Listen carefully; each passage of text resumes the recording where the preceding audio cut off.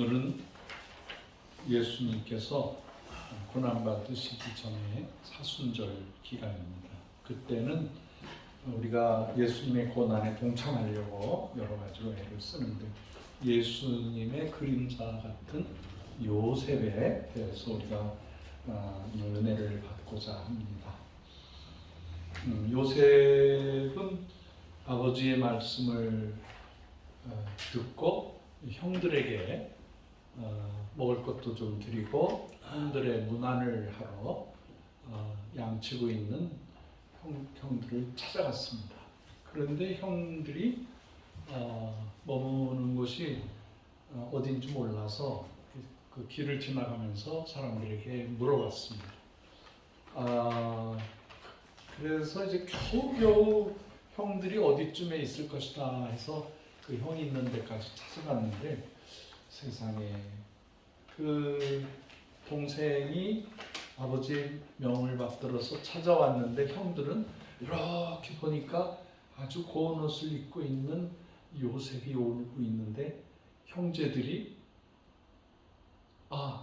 요셉이 오는구나 하고 반겨야 하는데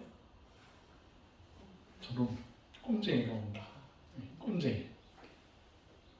그 속에 아주 많은 시기, 질투, 그 갈등들이 있어요. 그리고 형제들이 저 꿈꾸는 저놈을 죽이자까지 의논을 해버려요. 이건 굉장한 일이죠. 아니 그럴 수가 있나. 자기 막내 동생이 오는데 저놈을 죽이자는 거예요. 그 원인이 있어요. 원인. 그것은 바로 이 요셉이 어린 시절에 아버지의 아주 특별한 사랑을 받았어요. 그래서 보통 옷을 입고 다니던 형들보다 아주 더 예쁜 채색 옷을 입혔어요. 그 당시에 옷감을 물을 들인다는 게 굉장히 어려웠던 시절이었는데 사랑스러워서 예쁜 옷을 주었어요.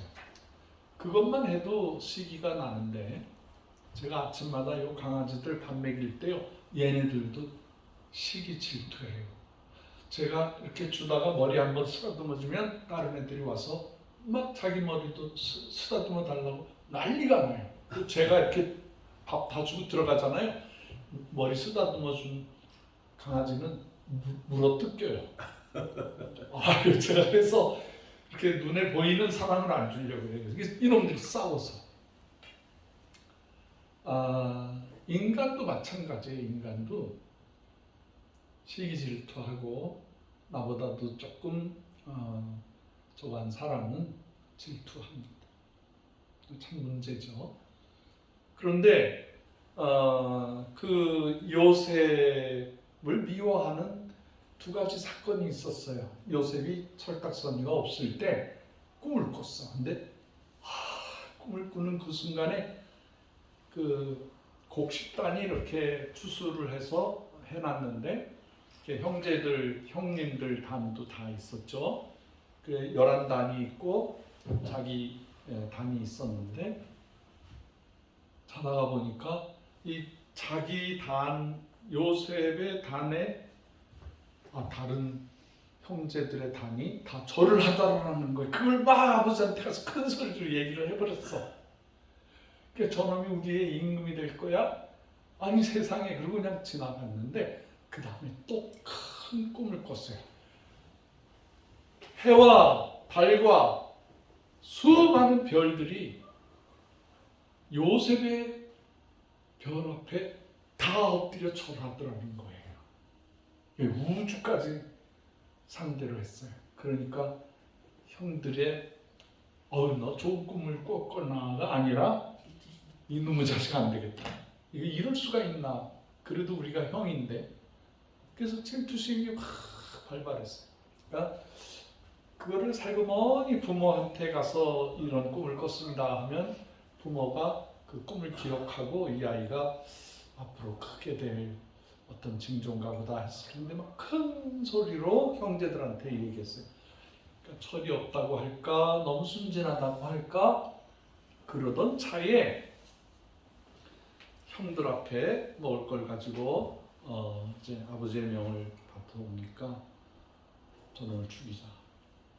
우리 너무 저놈 때문에 상처받았어. 그래서 죽이려고 들어오자마자 그의 옷을 벗겨서 그때 그 르벤이라는 형이 있었는데 이 형이 생각이 좀 깊었어요. 야, 피를 흘리지 말자. 그러면 그 피가 우리한테 되돌아오니까 웅덩이에다 던지자. 그래서 그 이스라엘에 가보면은 많은 동굴이 있어요. 그 동굴이 이제 어떻게 만들어졌는지 독특한 동굴들이 많아요. 어디든지 가면 동굴이 있어요. 그거는 그 이스라엘이나 사우디아라비아나 이란, 이라크 이런 데 가보면 옛날에 이 천지 창조되고 난 다음에 이렇게 다 물에 잠겨버려서 저는 그걸 믿어요. 이 지구 전체가 지구 땅이라는 말이 아니라 이 전체가 이렇게 파란 수구가 되어버렸어요.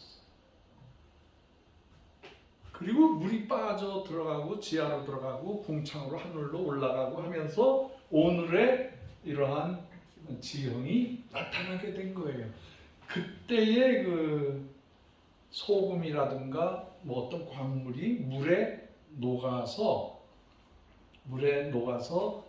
거기가 이렇게 자연스럽게 동굴이 되었다라는 그런 과학적인 증거가 있어요. 우리나라 제주도에도 가보면은요, 강원도 고씨 동굴이라든가 뭐 여러 동굴에 가면 그 창세기 때부터 이 지하로 물이 흘러가면서 그 석회석이 물에 닿으면 녹아버려요.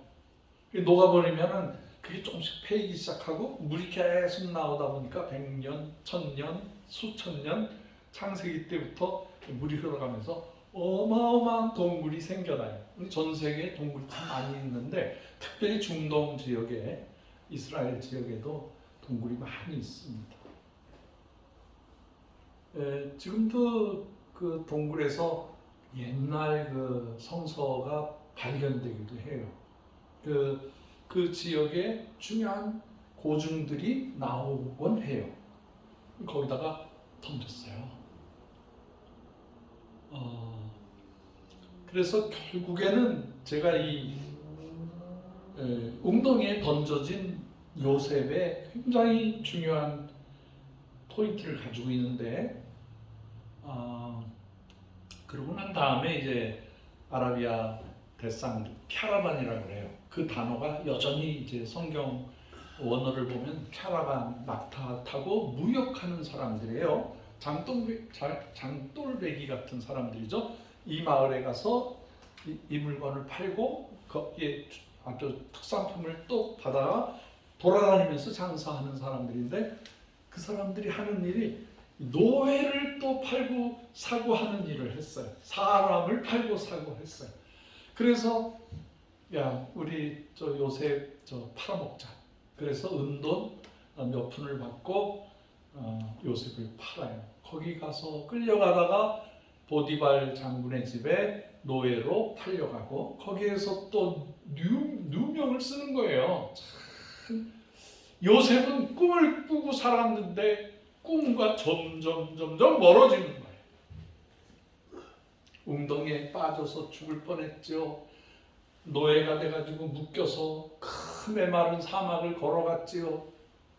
거기가 이집트까지 간 거예요. 그러니까 뭐 몇 달을 갔는지 몰라요. 근데 거기에서도 보디발 장군의 부인이 또 유혹을 해요. 그래서 억울하게 그 억울한 거를 말도 못하는데 그 보디발이 원래 넷이었어요.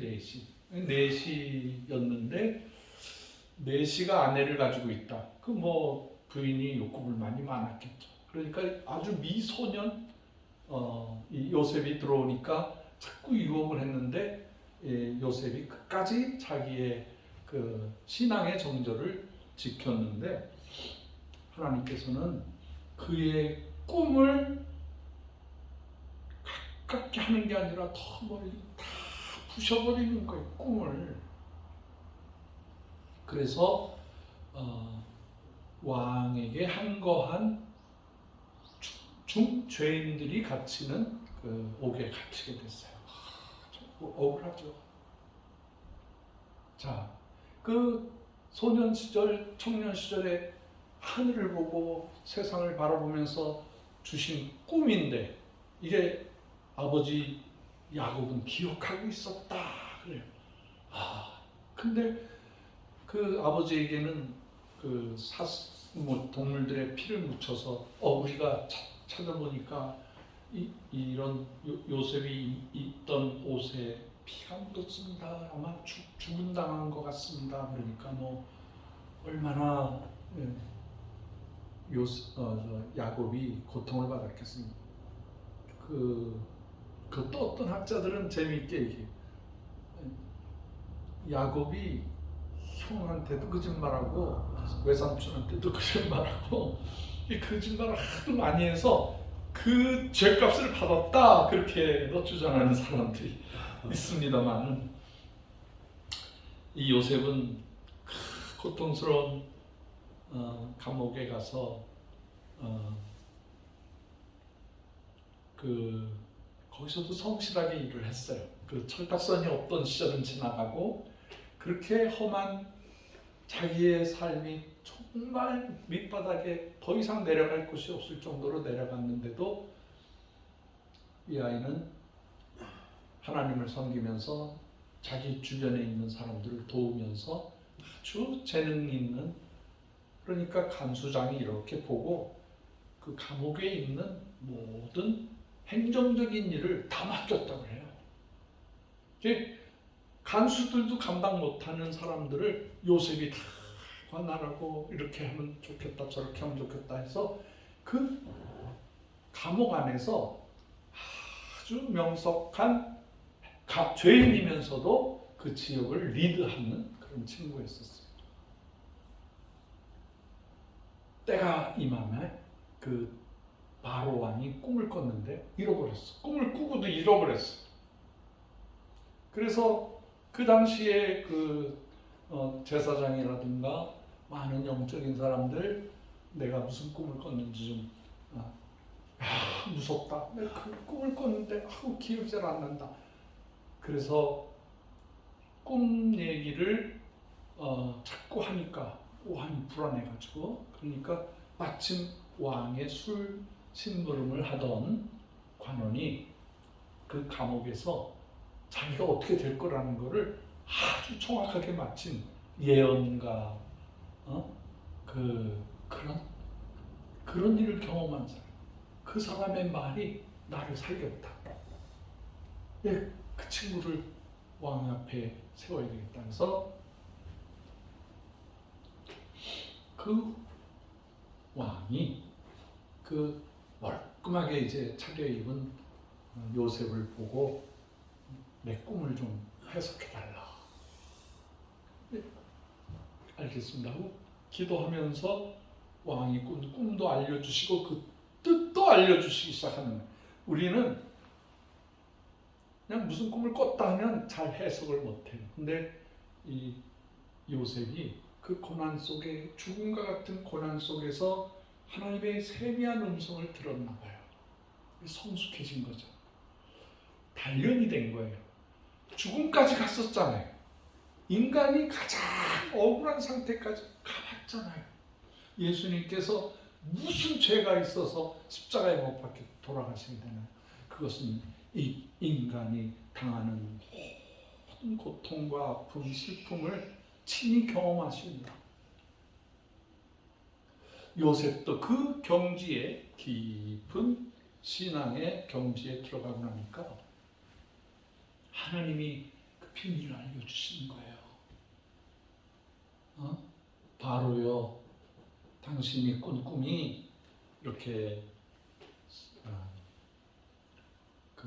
살진 암소 7마리와 아주 말라비틀어진 소가 만나게 됐는데, 말라비틀어진 소가 살진 소를 다 잡아먹었습니다. 또 이런 꿈을 꾸셨군요. 아주 일곱 알곡이 있었는데 당이, 근데 아주 새파랗게 그 마치 쌀에 있는 피 같은 그런 것이 와서 다 쪼아먹어 버리는 거예요. 근데 요셉이 그걸 해석해 주는 거예요. 우리가 성경에 해석이 나와 있기 때문에 어렵지 않지만 그 왕의 두려움과 그 꿈을 해석하는데 왕이 나가 자빠지는 거예요. 이 살지고 좋은 소, 그리고 아주 알곡이 맺힌 것은 정확하게 7년 동안 풍년이 될 겁니다. 그렇게 예언을 했어요.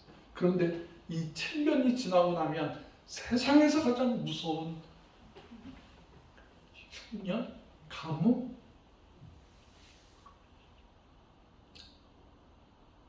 이 왕이 이렇게 해석하는 거라든가 이 돌아가는 것들을 척척척척 이 청년이 그 감옥 안에서 아주 성숙한 그런 그 행정력을 가지고 총명한 그 모습을 보고 이 바로가 내가 정치하는 것보다 이 사람한테 맡기는 게 좋겠다.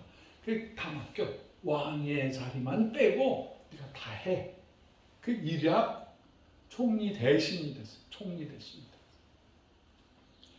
됐어요. 요셉 한 사람만 생겨도 나라를 살리는데 대한민국이 어려울 때 좀 요셉 같은 사람이 좀 생겨났으면 좋겠어요. 할렐루야. 근데 진짜 보니까 7년 대풍년이 생기는 거예요. 제가 7년 대풍년 속에서 깨달은 게 있어요. 요셉은 그 풍년돼서 넘치는 잉여 농산물들을 그냥 아무렇게나 저거 하지 않고 그걸 다 모으기 시작했어요. 다 모으기 시작했어요.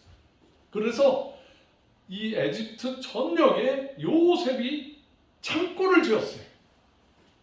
지하에도 짓고 건물로도 짓고 모든 걸 다 동원해서 그 이집트 전체에 남아 돌아가는 곡식들을 다 저장하기 시작한 거예요.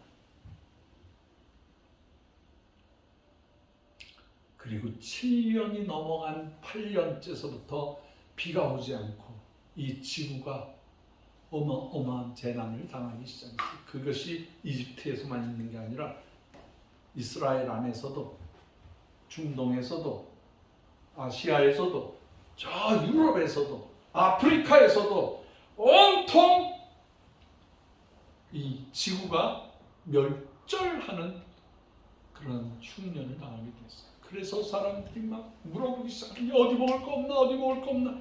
그래가지고 자기들이 가지고 온 귀한 보배들을 가지고 소문에 듣기는 이집트에 가면 먹을 것이 있대더라. 그래서 전부 보물들을 가지고 와서 이집트 그 요셉의 창고에서 큰 식량을 받아서 그걸로 먹고 살았는데 그 다음에도 7년 동안 흉년이 생기니까 얼마나 인류가 고통스러웠겠어요. 근데 7년 동안 다 먹이고도 남았어요. 제가 이집트 자주 가거든요. 이집트에 가면은 5,000년 전 그 어마어마한 그 문화 역사가 그대로 남아있어요. 그대로. 사는 것도 5,000년 전에. 구약이 다 이해가 돼. 이집트를 방문한 저 수에즈 그 운하 거기 그 다음에 이렇게 댐을 쌓은 게 어디죠? 댐을 쌓아가지고 지금은 이제 홍수가 나지 않는데 매년마다 그 홍수가 나는 그런 것들을 소련이 그 지역을 점령하려고 그 운하를 파고 댐을 만들어줬어요. 그러고 난 다음에 그 이집트의 아수안 댐. 아이고 강 목사님 역시 선생님 출신이라서. 그래서 제가 러시아 모스크바 상트페테르부르크 가면 거기 박물관에 가면 그거 줘주고 겨우 미나 몇 개 얻어왔어. 관 몇 개 얻어왔어. 어쨌든 간에 제가 이집트에 가면은 출애굽했던 장소, 또 왜 모세가 그 송아지 우상을 섬기게 됐나? 그 소가 왜 그렇게 중요한가? 다 알려지게 됐어요. 하여튼 저는 이스라엘도 좋아하지만 이스라엘 여행 가는 것도 좋아요. 거기 순례길을 따라가는 것도 참 은혜가 되는데 이 이집트에 가면은 어마어마한 구약의 모든 게 다 남아 있어요.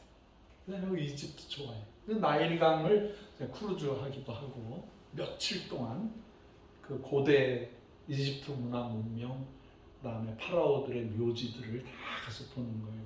역시 파라오들의 묘지도 전부 동굴을 뚫었어. 동굴 탁 뚫어가지고 거기에서 일한 사람들 싹 없애버리고 그걸 묻어버려. 완전히. 그래서 5,000년, 4,000년 전의 무덤들이 그대로 남아있어요. 뭐 우리 이집트도 한번 고구마 파종하러 한번 갑시다. 이집트는 제가 산산이 다 다녔어요.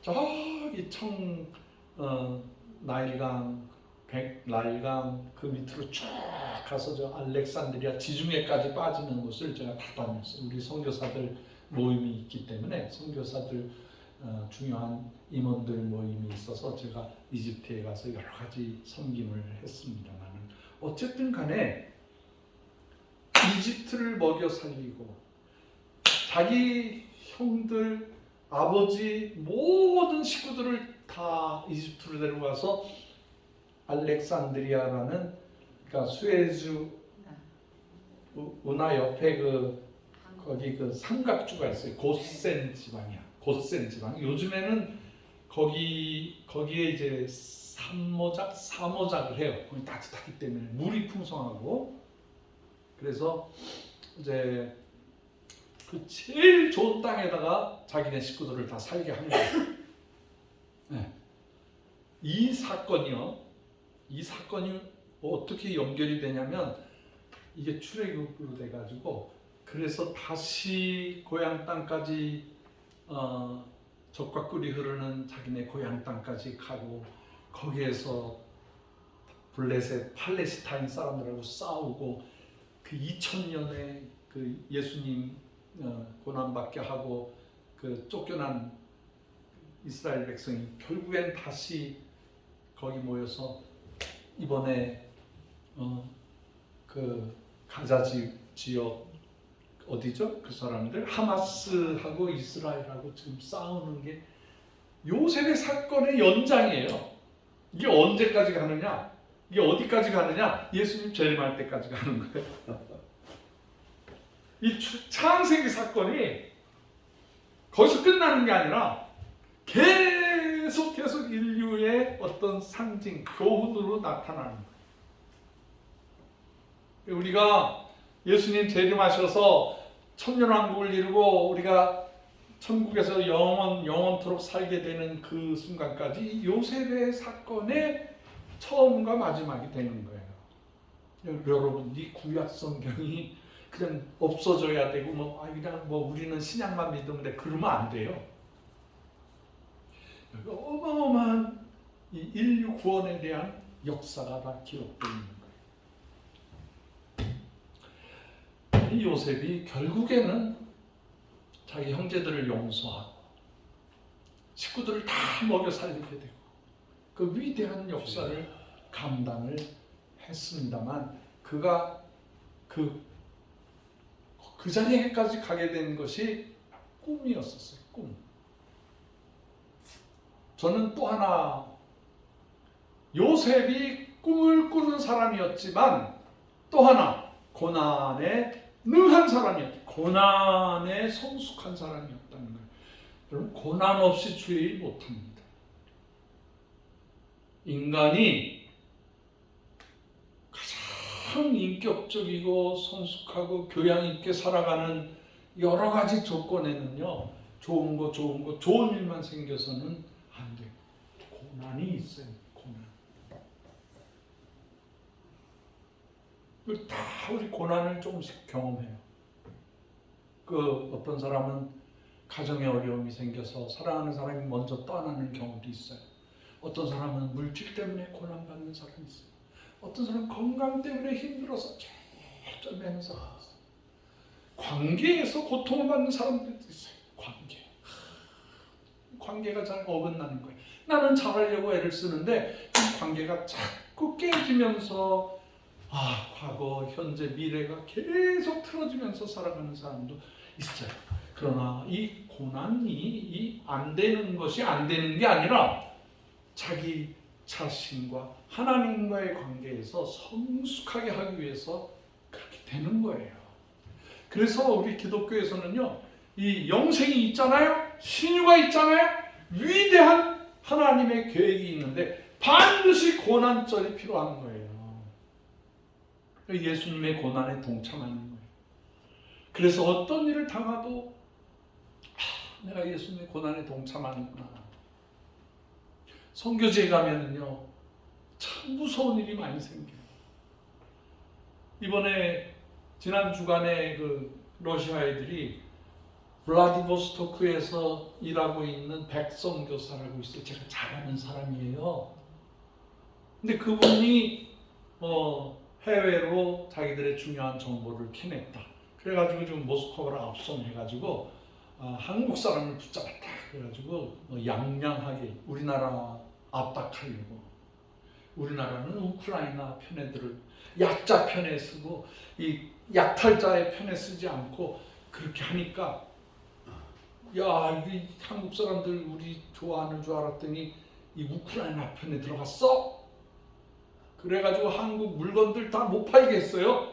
그런데 한국 물건이 너무나 좋아가지고 군인들이 초코파이를 못 먹으면 일을 못해. 도시락, 라면 있잖아요. 제일 많이 팔려요. 러시아에서. 물만 부으면 먹을 수 있으니까 이게 얼마나 신기해. 현대차, 삼성, LG 이게 최고의 러시아 사람들이 제일 좋아하는 거예요. 전열기, 냉장고, 텔레비전, 전화기. 그 한국 물건을 못 팔게 하려 보니까 백성들이 난리가 나는 거야. 그 부친이 한국 사람들 물건을 함부로 했다가는 내가 제 손에 방해가 된다. 그래서 한국 물건을 계속 사 먹게 하는 거예요. 수출 마음대로 하는 거.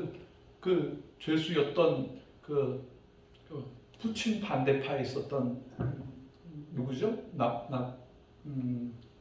이번에 수용소에서 억울하게 죽었잖아요.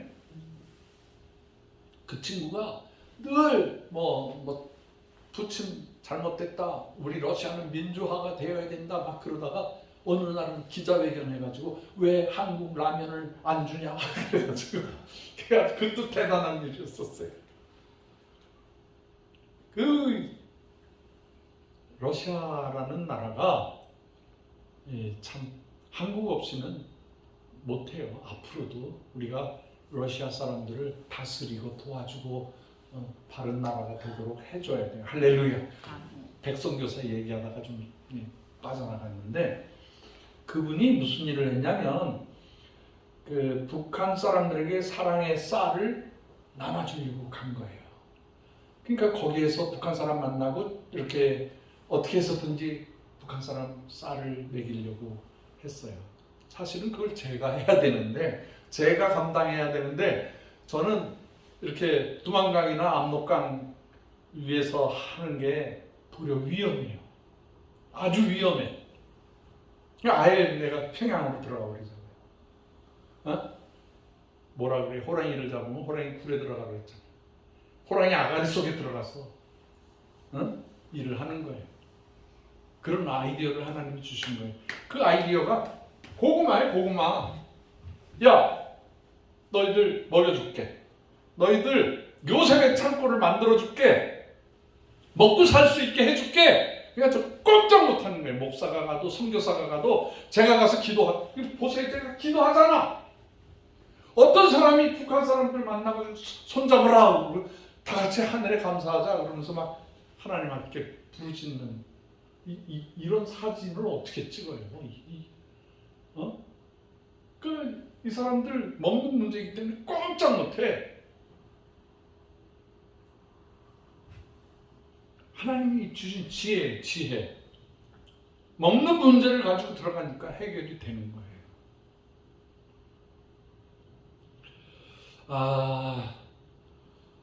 이 백성교사가 잡혀서 하나 잘못한 거 없는 사람을 지금 러시아가 괴롭히고 있는데, 하나님의 백성, 하나님의 사람을 고통을 주면은 그 나라 망해요. 네. 그래서 때가 가까운 거야. 러시아 무너지면은요, 북한 바로 무너져요. 지금 중국도 북한하고 관계가 아주 안 좋아져서 중국에서 들어오는 게 다 끊겼어요. 그런데 그나마 러시아 사람들한테 썩어 빠진 탄약하고 무기들을 줬는데, 그게 다 썩어가지고요, 이렇게 대포를 쏘면은요, 대포가 터져버려요. 아주 진짜 형편없는 물건들. 우리 남한을 쳐들어올 때 그거 썼으면은 자기들이 쏘다가 자기들이 다 터져 죽는 거야. 북한은 우리하고 접수가 안 되는 애들이에요. 그냥 우리가 북한 사람 다 죽이고 다치게 할 필요 없어. 그냥 이거 뭐라 그래? 참수작전 해버리는 거야. 지도부만 없애버리면 되는 거야. 많이 죽여봐야 한 200명 죽이면 통일이 돼. 근데 스스로 멸망하겠지. 스스로. 지금 권자에 있는 이 2천만 북한 백성들을 찍어 누르는 사람이 2,000명밖에 안 돼요. 아주 친위 세력이죠. 얘네들한테는 먹을 것 주고, 얘네들한테는 뭐 이것저것 다 해결해 주고, 너희들이 인민들을 다스리라. 반항하면 죽여라. 그렇게 해가지고 겨우 유지시키는 거예요. 그러니까 상대도 안 돼. 상대도 안 되는 사람한테 우리가 눌려 있는 거예요. 절대 그래서는 안 돼요. 하나 둘 셋 하면 통일시킬 수 있어요. 근데 우리 지도자들이 이 영안이 없어. 미래를 바라보는 눈이 없어. 지금 남한은 풍년 중에 풍년, 7년 풍년이, 북한은 7년 흉년이에요. 다 죽기 일보 직전이야. 그리고 우리가 백성들은 살려야 된다. 백성들은. 그게 우리 한국은 정신이에요. 한국은 정신. 제가 시간이 되면 주로 하와이를 자주 가요. 하와이. 왜 하와이를 자주 가냐면 저의 큰어머니가 그곳에 살고 계세요. 저희 큰어머니가 거기서 살고 계셔서 제가 막 러시아 선교하다가 어머니하고 연락이 돼가지고 하와이 갔더니 공항에서 저를 픽업해가지고 집으로 가지 않고 하와이 대학교 안으로 들어가더라고요. 어머니 어디로 가세요? 그랬더니 야 평소에 잘 왔다. 내가 그림 그리는 걸 보여줄게. 그래서 그림이 쫙 화실에 이렇게 걸려져 있는데 그걸 몇 시간을 얘기하시는 거예요. 내가 이 그림 앞에서 덧칠했어. 이거 그리면서 내가 눈물이 터져서 그러면서 신앙 간증을 하시기 시작하는 거야. 선교사가 된 조카 앞에서 자기가 살아온 얘기를 하시는데 그 중에 한 그림을 딱 보여주는데 이거는 껌껌한 이 동굴에 한 남자가 피투성이가 돼가지고 흙이 묻고 막 거기서 이 두 손을 들고 하늘을 향해서 요만한 하늘을 향해 요만한 구멍 거기를 향해서 막 부르짖으면서 피투성이가 돼 있는 그림이 있는 거예요. 어머니 이거 무슨 뜻이에요? 그랬더니 이게 우리 아들 호야 모습이다. 그러니까 외아들 하나 있었죠. 외아들. 그러더니 설명을 하신 거예요. 얘가 진짜 유복자로 태어나서 6.25 사변 때 저희 큰아버지가 금화 전투에서 포천 지나서 금화 지구가 있잖아요. 거기는 나무 숫자만큼 사람이 죽어 있는 곳이야. 거기는 한국군, 미군, 중국군, 북한군 막 거기 시체 투성이에요. 고지전하면서 일로 갔다 막 이렇게 서로 그 53년도 전쟁 끝나기 직전에 휴전 상태 직전에 나라를 지키다가 이제 적탄에 맞아서 빨리 후송 가면 되는데 지휘하느라고 피가 다 빠져서 돌아가셨어. 그래서 그 금화지구의 큰아버지가 돌아가신 고지를 승문고지라고 그래. 아예 큰아버지의 이름이 박승문 씨인데 승문고지가 있어요. 그리고 그때 육사 8기생이었는데 김종필 씨하고 동기죠. 그래서 순국해가지고 저기 동작동 국립묘지에 거기 계세요. 내가 시간이 되면 가서 큰아버지 꽃 잔디도 정리해드리고 그 아들 되는 호형의 그 뼈를 돌아가셨어요. 벌써 10년 됐네. 그래서 이제 그 형은 그 월남전에서 전투하다가 그때 그 하늘에서 막 수증기 물이 떨어지면은 거기서 목욕했대. 그 물이 뭔 줄 알아요? 고엽제라고 죽을 이파리를 죽이는 화학물질을 쓴 거야.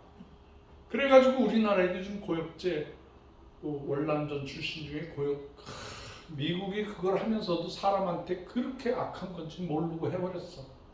우리나라 6.25 때 이가 많으니까 DDT 장난 기억하세요? 그거 막 옷에다가 막 하면 그 밀가루처럼 온 몸이 이렇게 하면 이제 벌레들이 죽는 거예요. 벌레만 죽는 게 사람도 죽이는 거예요. 지금 독충이에요. 암 생기는. 근데 그 휴유증 생겨가지고 이 폐가 다 썩어서 폐암으로 돌아가셨어요. 근데 그 형이 돌아가기 전에 제가 그 형을 잘 수발을 들었어. 그 형이 인생이 너무너무 비참해. 지난 주간에 갑자기 전화가 왔어요. 선교사님, 아이고 우리 언니 소식이 들려줬어요. 그래서 이제 그 진주에 계신 권사님인데 아주 충성스러운 권사님이 큰어머니 소식을 늘 일주일에 한 번씩 전화를 해. 저한테 일주일에 한 번씩 큰어머니 소식 되냐고. 저도 안 돼요. 전화도 안 받으시고요. 참 답답해 죽겠어요. 그랬더니 몇 년을 그러시는데 그 LA에 계시는 그 누님의 동생의 와이프 되시는 권사님이 연락을 해서 전화를 전혀 못 받으시고 지금 96세, 97세인데 치매가 생겨서 아무것도 기억을 못 하신다. 근데 아직은 살아계시다.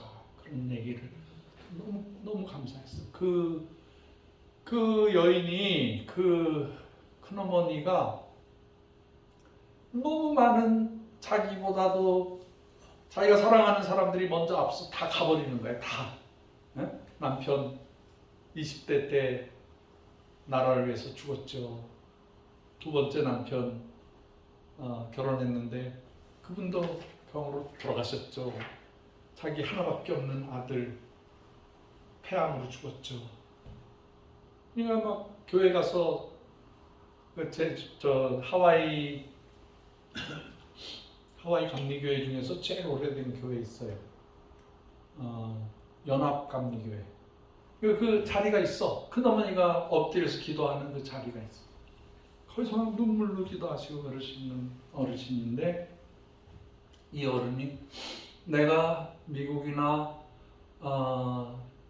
여러 나라의 그림들은 봤는데 내가 러시아, 유럽 박물관 못 갔다.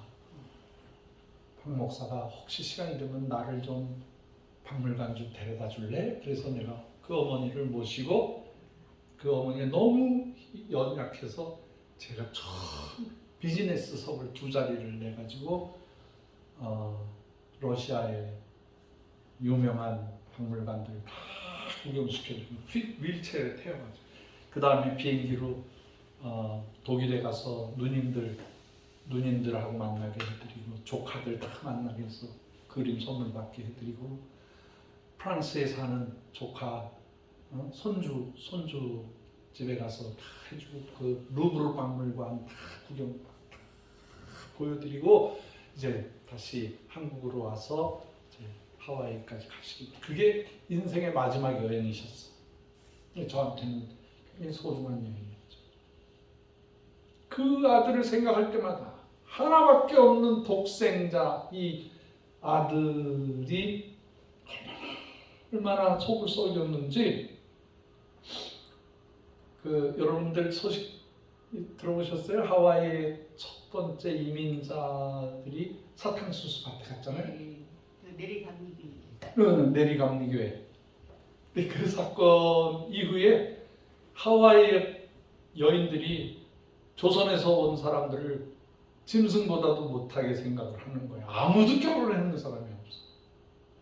그래서 그 선교사님이 빨리 사진 하나 달라고 그래가지고 그 사진을 들고 조선에 와서 벽에다가 붙여서 이름 쓰고, 그래서 조선 처녀들 하와이에 가면은 시냇가에 금덩어리가 있고, 뭐 12계절에 열매가 맺히는 것처럼 12달 계속 과일을 먹을 수가 있고, 돈도 많이 벌 수 있고, 이렇게 약간 좀 이렇게 헛된 꿈을 해가지고 사진 신부들을 데려갔어요.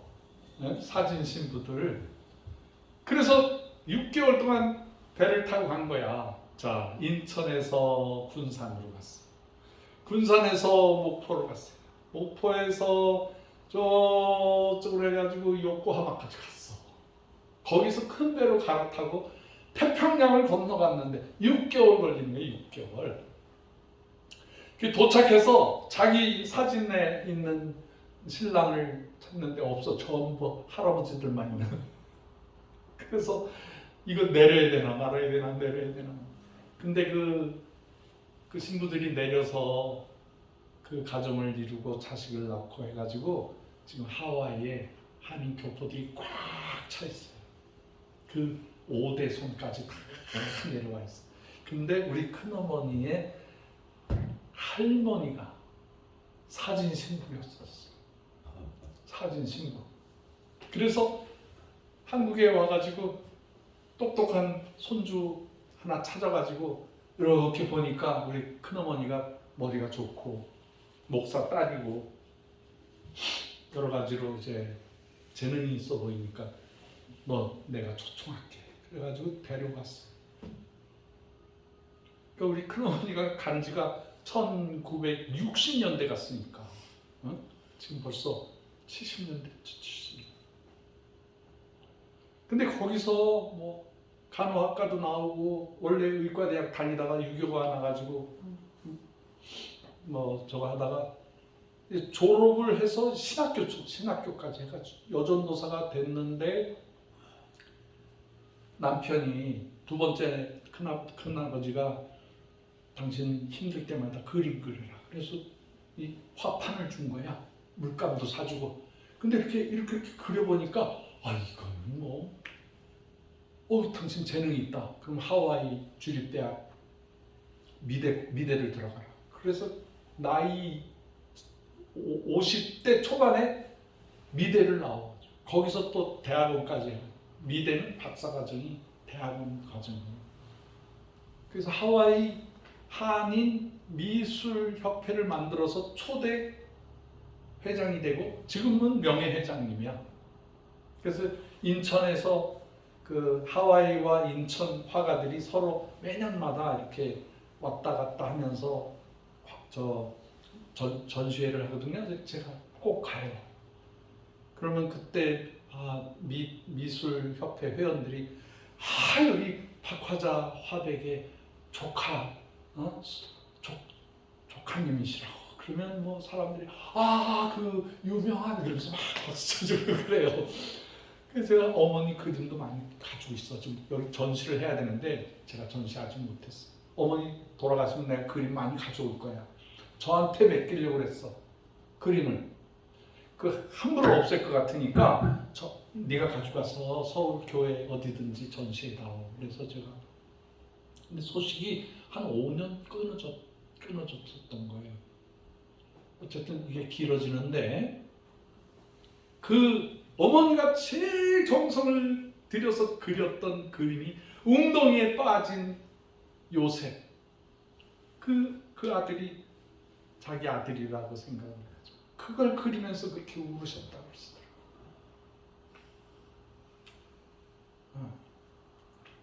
하나님께서 그 아들 회개하게 하시고 교회에서 철야기도 하고 금식기도 하고 그래서 완전히 신앙을 고백하고 제가 하와이 가서 여러 교회 가서 집회할 때마다 뒷자리에 앉아서 끄떡 아멘 하다가 이제 생명이 얼마 안 남았다. 그래서 제가 한국에서 산삼을 구했어요. 산삼을 구해가지고 그걸 들고 갔지. 그걸 먹였더니 좀 오래 사시더라고요. 좀 견뎌내시다가 그래서 제가 약속을 했어. 형님 돌아가시면 제가 장례 해드릴게요. 그래서 제가 장례 식도 가서 해드리고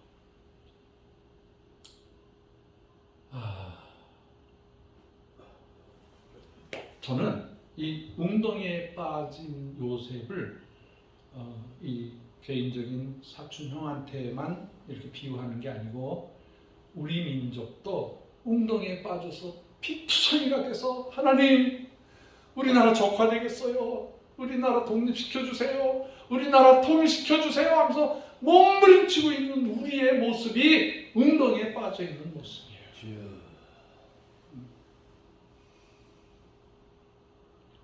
북한에 가보니까 전부 북한 백성들이 웅덩이에 빠져서 나오지 못하고 울부짖는 모습. 러시아 사람들, 아프리카 사람들. 그래서 제가 꾸는 꿈은 첫째, 북한 백성들 먹여 살려야 되겠다. 통일되기 전에 어떠한 일이 있어도 북한 백성은 먹여 살려야 되겠다. 그래서 그 일을 하고 있는 거예요. 우리가 북한 백성들을 통일될 때까지 먹여 살리자. 아멘. 두 번째 우리는 인류 모든 곳에 못 먹고 못 저거 하는 그 백성들에게 먹이자, 살리자, 원하자. 그래서 여태까지 아프리카에, 아시아에, 남미에 어떤 나라든지 강력하게 요구하면 우리가 시간을 내서 가서 하는 거예요. 권사님, 거기 저기 피는 거 있어. 그리고 저 따뜻하게 좀 하세요. 제가 거의 설교 다 마지막 부분이 왔어. 이번에 키르기스탄 또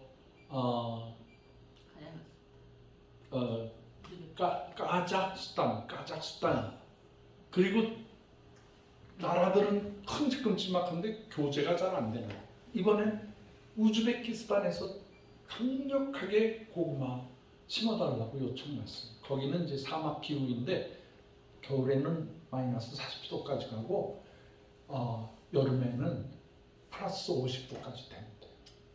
근데 거기에 우리 지금서부터 70년, 80년 전에 고려인들이 거기 가서 제일 많이 고생하고 고려인들이 노동력을 가지고 먹을 것을 생산해서 그 우즈베키스탄 사람들을 먹여 살렸던 그 옛날 시대에 그 쌀을 맨 땅에서 그 심어서 러시아 사람들에게 쌀을 먹인 아주 위대한 것이. 옛날 스탈린이 거기 가면은 그 한국 사람의 농장에 가서 훈장 주고 인민을 먹여 살리는 일 했다고. 지금도 얼마나 그 히로, 러시아 말로는 게로인, 그 영웅 칭호를 듣는 그런 마을. 근데 그 마을 사람들에게 우리가 고구마를 심어주려고 해요. 그러니까 우리 민족과 흩어진 우리 민족과 그 중앙아시아 사람들을 먹여 살리기 위한 큰 프로젝트. 여기 5월달에 가야 돼요. 5월달에. 지금은 추워서 못 가. 지금도 마이너스 눈보라가 있는 그런 지역이에요. 그리고 그 주변에 그 아르메니아, 구르지아, 아파지아 여러 그 소수 공화국들이 있어요. 그래서 이번에 갔을 때는 2번, 3번 가면 너무 경비가 많이 드니까 한 바퀴 삥 돌아서 돈이 좀 들더라도 다 심어주고 와야 되겠다. 그런 생각을 가지고 있습니다.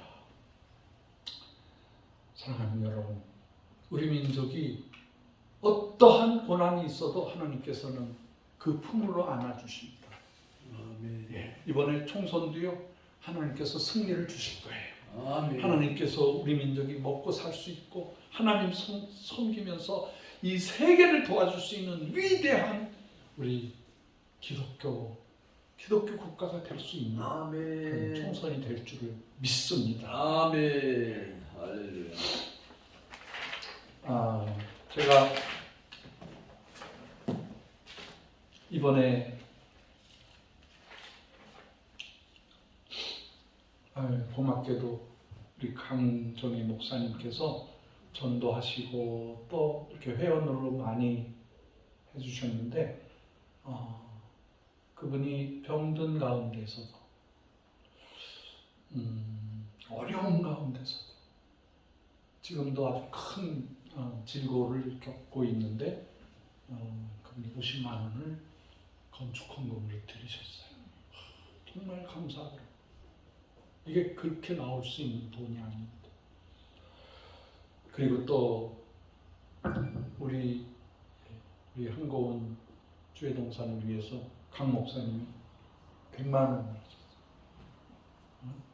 마음속으로는 한고은에 1000만 원을 해야 되는데 그 돈이 모이려면 또 그렇잖아요. 그러니까 나눠서 하시겠다고 하시면서 100만 원도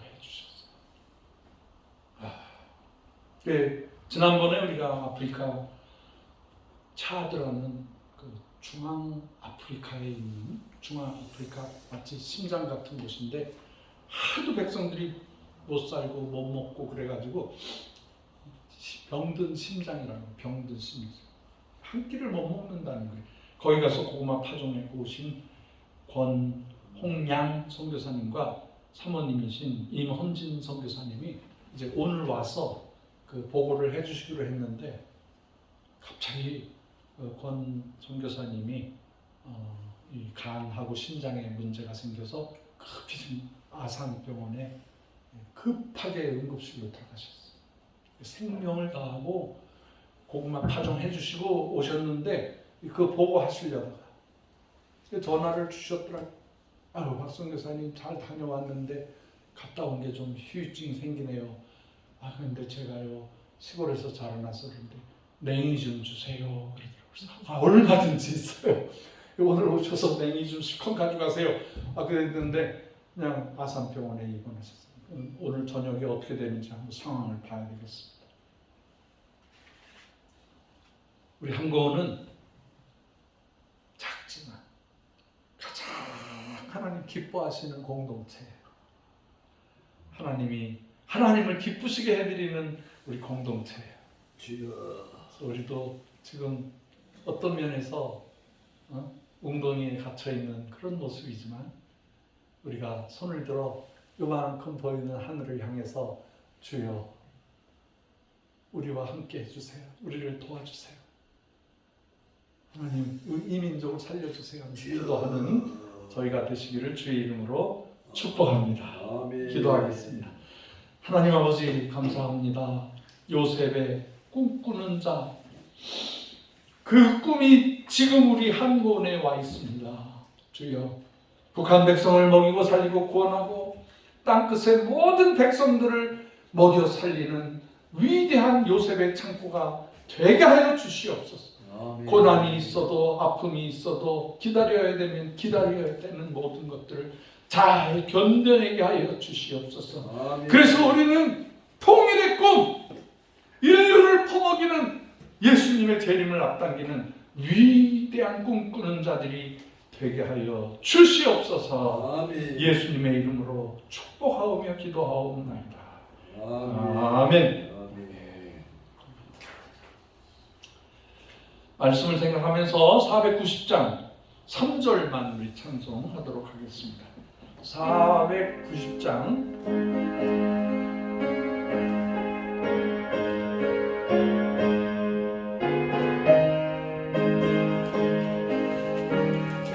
3절 세상 풍조는 나날이 변하여도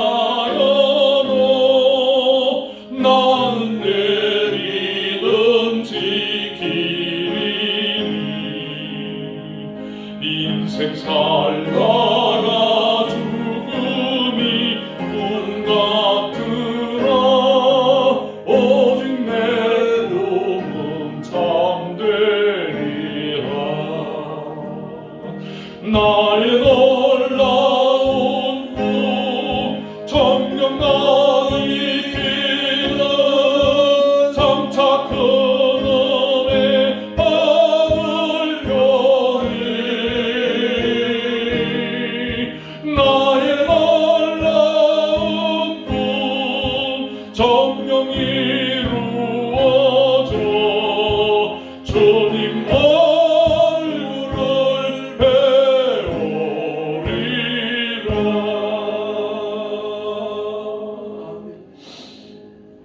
이 시간에 홍성진 집사님 나오셔서 헌금 기도해 주시겠습니다. 다 같이 기도하겠습니다.